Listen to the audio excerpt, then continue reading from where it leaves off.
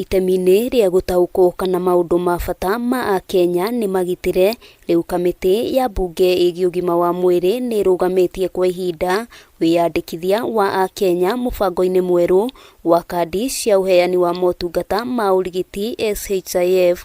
Kamiti ino ikiuria ministry ya ugima wa mwiri kuhithuria kambuni iria ihetwo uigĩrĩrĩki wa gwikira ndumiriri cia Kenya mutambo-ini uyu. Kuringana na kamiti ino, kambuni iria ihetwo kandarathi ndioĩkaine na muigana wa mbeca iria ciahuthĩkire ndũĩkaine, noguo ndirehokeka. Maya mahanikite riri mwihoko wa arwaru thibitari-ini cia muingi uthiete na mbere na guthinikana. Amwe arigitani ni mehitite kwaga kunina mugomo wao. And we are just starting. They think we'll get tired. We never get tired. They think we'll get fatigued.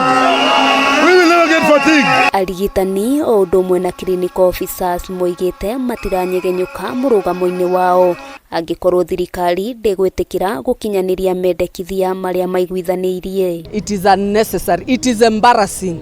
It is very sad for the government to stand out there and appear to be working when the doctors are on the street. If we don't have a healthy nation, then what do we have?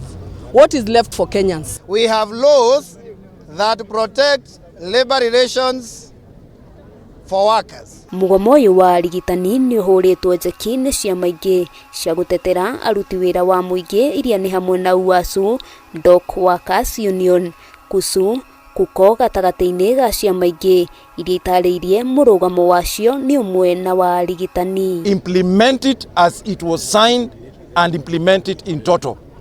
Once you do that, the rest of the ideas will now come on the table.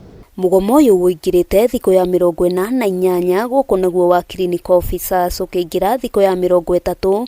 Mwandiki munene kiama-ini gia KUSU Charles Mukwaya akiuga ndũgamano ĩno ĩkũninwo nĩ thirikari gwĩtĩkĩra gũkinyaniria ngirimiti yao na arigitani.